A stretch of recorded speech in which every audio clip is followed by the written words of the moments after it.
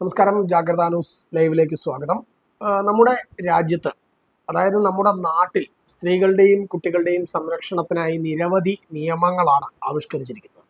POCSO അടക്കമുള്ള വകുപ്പുകൾ കുട്ടികൾക്കെതിരായ ലൈംഗിക അതിക്രമങ്ങൾ തടയുന്നതിനായി രൂപീകരിച്ചിട്ടുണ്ട്.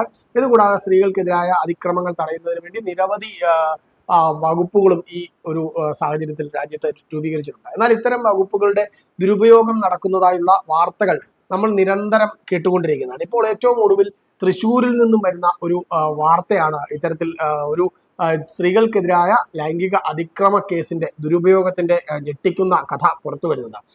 അയൽവാസികൾ തമ്മിലുണ്ടായ ഒരു സംശയം, ഭർത്താവിന് ഈ അയൽവാസിയായ സ്ത്രീയുടെ ഭർത്താവിനുണ്ടായ സംശയത്തെ തുടർന്ന് ഈ സംശയത്തിന്റെ ഇരയായി യുവാവ് 47 ദിവസത്തോളമാണ് റിമാൻഡിൽ കഴിയുന്ന സാഹചര്യമുണ്ടായത്. മാരാംകോട് സ്വദേശി തൃശൂർ ചാലക്കുടി മാരാംകോട് സ്വദേശി ബിനീഷ് ബെന്നിയാണ് ഇത്തരത്തിൽ 47 ദിവസത്തോളം പോലീസ് കസ്റ്റഡിയിലായി റിമാൻഡിൽ കഴിഞ്ഞത്.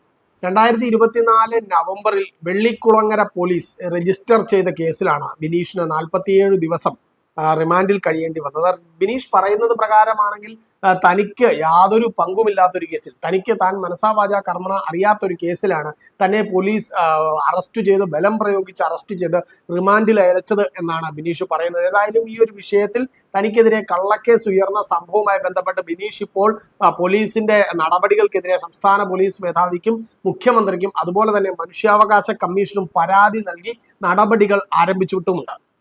2024 നവംബറിലാണ് ബിനീഷിനെതിരെ വെള്ളിക്കുളങ്ങര പോലീസ് FIR രജിസ്റ്റർ ചെയ്യുന്നത്. അയൽവാസിയായ യുവതിയെ പീഡിപ്പിച്ചു എന്നതായിരുന്നു ബിനീഷിനെതിരായ പരാതി. അയൽവാസികൾ തമ്മിൽ വളരെയധികം സൗഹൃദത്തിലിരിക്കുന്ന ഒരു സാഹചര്യത്തിലായിരുന്നു പെട്ടെന്നൊരു ദിവസം പോലീസിന് പരാതി പോവുകയും ഈ ബിനീഷിന് യാതൊരുവിധ നോട്ടീസോ കാര്യങ്ങളോ കൊടുക്കാതെ വീട്ടിലെത്തി ബലം പ്രയോഗിച്ച് പോലീസ് അറസ്റ്റ് ചെയ്യുകയും ചെയ്യുന്ന സാഹചര്യം ഉണ്ടായത്. ഇത് സംബന്ധിച്ച് ബിനീഷ് പറയുന്നത് ഈ കേസ് തികച്ചും വ്യാജമാണ്, തനിക്കെതിരെ കെട്ടിച്ചമച്ചതാണ് എന്നാണ് ബിനീഷ് പറയുന്നത്. ഇത്തരം ഒരു കേസ് വരാനിടയായ സാഹചര്യം, തനിക്കെതിരെ ഉണ്ടായ സാഹചര്യങ്ങൾ അടക്കം ബിനീഷ് ഏതായാലും വിശദീകരിക്കുന്നുണ്ട്. ഈ സ്ത്രീയുടെ ഭർത്താവിന് ഉണ്ടായ സംശയമാണ് ഇത്തരത്തിൽ, സംശയ രോഗമാണ് ഇത്തരത്തിൽ ഈ ഒരു കേസിലേക്ക് എത്തിയത് എന്നാണ് പറയുന്നത്. ഇവരുടെ കുടുംബ പ്രശ്നങ്ങൾ അടക്കമുള്ള കാര്യങ്ങൾ അയൽവാസി ആയതുകൊണ്ട് തന്നെ ബിനീഷുമായി ഈ സ്ത്രീ സംസാരിച്ചിരുന്നു. ഇത് താൻ അറിഞ്ഞു എന്നുള്ളൊരു വൈരാഗ്യം മനസ്സിൽ വെച്ചുകൊണ്ടാണ്, അല്ലെങ്കിൽ ഇയാൾക്ക് ഇതുമൂലമുണ്ടായ സംശയങ്ങൾ മൂലമാണ് ഈ ഒരു കേസ് രജിസ്റ്റർ ചെയ്യാൻ ഇടയായത് എന്നാണ് ബിനീഷ് പറയുന്നത്. സംഭവ ദിവസം 12/10 കേസ് രജിസ്റ്റർ ചെയ്ത, അല്ലെങ്കിൽ മൊഴിയെടുക്കുന്നതിനായി സ്റ്റേഷനിൽ ഹാജരായി എന്നാണ് പോലീസ് പറയുന്നത്. എന്നാൽ ബിനീഷിനെ അറസ്റ്റ് ചെയ്തതിലടക്കം പോലീസിന്റെ ഭാഗത്തു നിന്ന് ഗുരുതര വീഴ്ച വരുത്തിയിട്ടുണ്ട് എന്നാണ് മനസ്സിലാകുന്നത്. ഈ 12/10 പോലീസ് സ്റ്റേഷനിൽ ഹാജരായി എന്ന് പറയുന്ന ബിനീഷിനെ അറസ്റ്റ് ചെയ്യുന്നതിനായി 12:37 പോലീസ് സംഘം ഒരു ബൊലോന കാറിൽ ബിനീഷിന്റെ വീടിന്റെ വാതുക്കൽ എത്തുന്നത് ഈ CCTV ക്യാമറ ദൃശ്യങ്ങളിൽ നിന്നും നമുക്ക് മനസ്സിലാകുന്നുണ്ട്.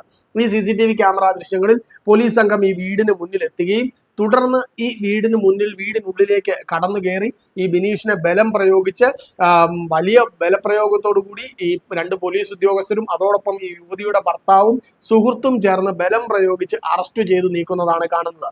പോലീസ് ഉദ്യോഗസ്ഥരാണെന്ന യാതൊരുവിധ ഐഡന്റിറ്റി കാർഡുമില്ലാതെ, യാതൊരു തിരിച്ചറിയൽ രേഖകളും കാണിക്കാതെ ഗുണ്ടകളെ പോലെയാണ് വെള്ളിക്കുളങ്ങര പോലീസ് ബിനീഷിനെ അറസ്റ്റ് ചെയ്ത് കൊണ്ടുപോകുന്നത്. ഈ നിയമങ്ങളെല്ലാം കാറ്റിൽ പറത്തുന്ന ഒരു സാഹചര്യമാണ് പോലീസിന്റെ ഭാഗത്തു നിന്നുണ്ടായത്. ഒരു നോട്ടീസ് കൊടുത്ത് വിളിച്ചു വരുത്താനോ, ഇയാളുടെ മൊഴി, ഇയാളുടെ ഭാഗം എന്താണെന്ന് കേൾക്കാനോ, കൃത്യമായ അന്വേഷണം നടത്താനോ തയ്യാറാകാതെയാണ് പോലീസ് തന്നെ അറസ്റ്റ് ചെയ്തതെന്നാണ് ബിനീഷ് പറയുന്നത്. ഏതായാലും ഈ വിഷയങ്ങളെല്ലാം ചൂണ്ടിക്കാട്ടി ബിനീഷ് ഇപ്പോൾ മുഖ്യമന്ത്രിക്കും സംസ്ഥാന പോലീസ് മേധാവിക്കും ആഭ്യന്തരമന്ത്രിക്കും അതുപോലെ തന്നെ ഹൈക്കോടതിയിലും അടക്കം പരാതി നൽകിയിട്ടുണ്ട്. ഈ വിഷയത്തിൽ തുടർ നിയമ നടപടികളുമായി താൻ മുന്നോട്ട് പോകുമെന്ന് തന്നെയാണ് ബിനീഷ് പറയുന്നത്. ഇത്തരത്തിൽ നമ്മളുടെ ചാനൽ അല്ലെങ്കിൽ ഏതെങ്കിലും ഒരു മാധ്യമത്തിന് മുന്നിലെത്തി ബിനീഷ് ഈ ഒരു മൊഴി നൽകാത്തതിന്റെ പ്രധാന കാരണം ഇത്തരത്തിലുള്ള നിയമ പരിപാടികൾ മുന്നോട്ട് പോകുന്നത് മൂലമാണ്. ചാനലിന് മുന്നിലെത്തി തന്റെ കാര്യങ്ങൾ തുറന്നു പറയാൻ അദ്ദേഹം തയ്യാറാകാത്തത്. ഏതായാലും പരാതിക്കാരി പറയുന്നത് പ്രകാരമാണെങ്കിൽ 2024 ആഗസ്റ്റില് ഈ യുവതിയെ ഏതോ ഒരു ദിവസം യുവതിയെ ബിനീഷ് പീഡിപ്പിച്ചതായാണ് പറയുന്നത്. എന്നാൽ ഈ ആഗസ്റ്റ് മുതൽ നവംബർ വരെയുള്ള ഈ അറസ്റ്റ് ഉണ്ടാകുന്ന കേസ് നിയമ നടപടികൾ ഉണ്ടാകുന്ന കാലത്തിനിടയിലെല്ലാം ഈ യുവതി ബിനീഷിന്റെ വീട്ടിൽ വന്നു പോകുന്നതിന്റെ CCTV ദൃശ്യങ്ങൾ ബിനീഷ് തന്നെ പോലീസിന് ഹാജരാക്കിയിരുന്നു. എന്നാൽ ഇതൊന്നും മുഖവിലക്കെടുക്കാൻ പോലീസ് തയ്യാറായില്ല. ഇതൊന്നും നോക്കാതെ ഈ പീഡനം നടന്നു എന്ന് പറയുന്നതിന് ശേഷം നിരന്തരമായി വീട്ടിൽ വന്ന് കടന്നു പോകുന്ന ഒരു സാഹചര്യം ഉണ്ടായിരുന്നു. ഈ സാഹചര്യത്തെ ഒന്നും മുഖവിലക്കെടുക്കാതെയാണ് പോലീസ് നിയമ നടപടികളുമായി മുന്നോട്ട് പോയത്.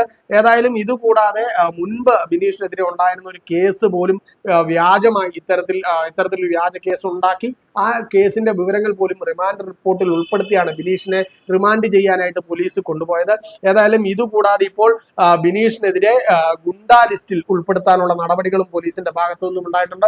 ഏതായാലും വ്യാജമായി ഒരു നിരപരാധി എന്ന് സ്വയം അവകാശപ്പെടുന്ന ഒരാളെ, ഇത്തരത്തിൽ തനിക്ക് അനുകൂലമായ നിരവധി തെളിവുകൾ ഉണ്ടെന്ന് അവകാശപ്പെടുന്ന ഒരാളെ ഗുണ്ടാ ലിസ്റ്റിൽ അടക്കംപ്പെടുത്തി നിരവധി കേസുകൾ ഉൾപ്പെടുത്തിക്കൊണ്ട് മുന്നോട്ട് പോകാനുള്ള പോലീസിന്റെ നീക്കമാണ് ഇപ്പോൾ നടക്കുന്നത്. ഇതിനെതിരെ Perfect shot. Look, he's my brother. He's a VFX director. Oh, nice. പുതിയ ഇന്ത്യ പുതിയ കരിയേഴ്സ് തിരഞ്ഞെടുക്കുന്നു, ജോലികൾ തയ്യാറാകുന്നു. ഇന്ന് തന്നെ ജോയിൻ ചെയ്യൂ അരീന ആനിമേഷൻ. റിക്രൂട്ടേഴ്സ് ചോയ്സ്, ഇൻഡസ്ട്രിയുടെ വോയിസ്. ഏതായാലും ബിനീഷ് തുടർ നടപടികളുമായി മുന്നോട്ട് പോവുകയാണ്. ബിനീഷിന്റെ നടപടികൾ, നിയമ പോരാട്ടം ഫലം കാണുമെന്ന് തന്നെയാണ് നമ്മളും പ്രതീക്ഷിക്കുന്നത്. ഇയാളുടെ ഭാഗത്ത് തെറ്റുകളൊന്നുമില്ലെങ്കിൽ തീർച്ചയായും ഇയാൾക്ക് അനുകൂലമായ ഒരു വിധി ഉണ്ടാകും. ഏതായാലും ഇത്തരം ഒരു വിധി ഇയാളുടെ ഭാഗത്ത് പ്രശ്നങ്ങളൊന്നും ഇല്ലെങ്കിൽ ഇയാൾക്ക് അനുകൂലമായി ഉണ്ടാകട്ടെ എന്ന് തന്നെയാണ് ഞങ്ങളും പറയുന്നത്. യാതൊരു വിധ കുറ്റവും ചെയ്യാത്ത ഒരാളെ ശിക്ഷിക്കാൻ നമ്മുടെ നിയമങ്ങൾ അംഗീകരിക്കുന്നില്ല. അതുകൊണ്ട് തന്നെ ബിനീഷിന് തുടർച്ചയായി ഈ കേസിൽ നിയമ പോരാട്ടം നടത്തി വിജയിക്കാൻ സാധിക്കട്ടെ എന്നുകൂടി ഞങ്ങൾ ആശംസിക്കുന്നു. കോട്ടയത്തു നിന്നും ടീം ജാഗ്രത.